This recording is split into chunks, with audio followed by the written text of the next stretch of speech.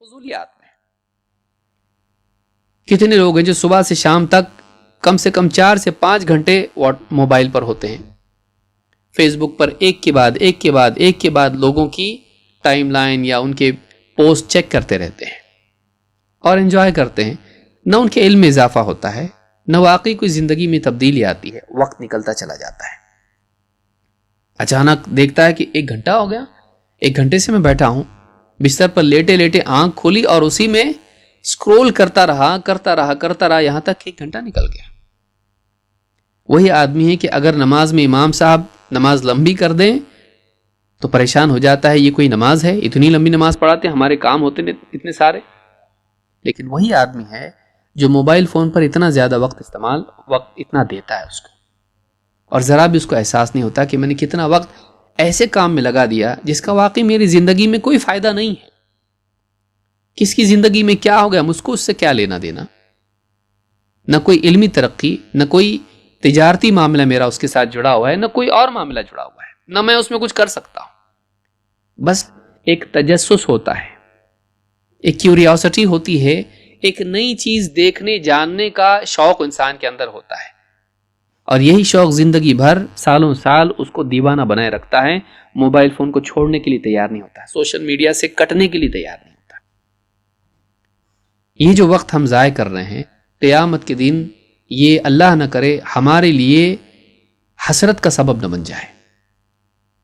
اللہ تعالیٰ قرآن کریم میں فرماتا ہے کفار کے بارے میں, جہنمیوں کے بارے میں, وَهُمْ يَصْطَرِخُونَ فِيهَا رَبَّنَا أَخْرِجْنَا نَعْمَلْ صَالِحًا غَيْرَ الَّذِي كُنَّا نَعْمَلْ. جہنم میں جہنمی چیخیں گے, چلائیں گے, کیا کہیں گے؟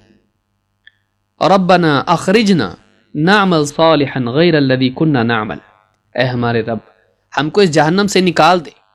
اخرجنا نعمل صالحا, ہم نیک عمل کر کے آتے ہیں, غیر الذی کننا نعمل, وہ عمل جو ہم نہیں کرتے تھے, جو اچھے اچھے کام ہم نے کرنے چاہیے تھے ہم نے چھوڑ دیے. ہماری زندگی ختم ہو گئی اور ان فرائض کے ادا کرنے سے ہم کوتاہی کرتے رہے. اے اللہ, ہم کو دنیا میں موقع دے, ہم واپس سے جا کے وہ عمل کر کے آتے ہیں. اللہ تعالیٰ ان سے کیا کہے گا؟ اللہ تعالیٰ ان سے کہے گا اولم نعمرکم ما یتذکر فیہ من تذکر. کیا ہم نے تم کو اتنی عمر نہیں دی تھی کہ ہوش میں آنے والا اگر چاہے تو ہوش میں آ جاتا, نصیحت ماننے والا اگر ارادہ کر لیتا تو نصیحت فائدہ پہنچاتی. اولم نعمرکم ما یتذکر فیہ من تذکر وجاءکم النذیر. اتنا ہی نہیں بلکہ تمہارے پاس ڈرانے والے, خبردار کرنے والے, جگانے والے نبی, رسول, دعات, علماء آئے. وجاءکم النذیر, بلکہ بڑھاپا تم کو آیا پھر بھی نہیں جاگا. فذوقوا فما للظالمین من نصیر. تو اب چکھو, ظالموں کا اب کوئی مددگار نہیں. اس آیت میں یہ بات معلوم ہوتی ہے, سورہ فاطر کی آیت نمبر 37 ہے. اس آیت سے یہ بات معلوم ہوتی ہے کہ قیامت کے دن انسان اللہ تعالیٰ سے دوسرا موقع مانگے گا, لیکن اس موقع کے مانگنے والے کو اللہ تعالیٰ ڈانٹ کے کیا کہے گا؟ تم کو زندگی دی گئی تھی جس میں ایک انسان ہوش میں آنا چاہے, نصیحت لینا چاہے, عبرت لینا چاہے, دوسروں کو مرتا ہوا دیکھ رہا ہے, دوسروں کو بوڑھا ہوتا ہوا, بیمار ہوتا ہوا دیکھ رہا ہے, قوموں کی بربادی دیکھ رہا ہے, بے دینی کے برے نتائج دیکھ رہا ہے, لیکن پھر بھی جاگتا نہیں ہے, پھر بھی اپنی زندگی کے بارے میں سوچتا نہیں ہے, پھر بھی اپنی اصلاح نہیں کرتا ہے.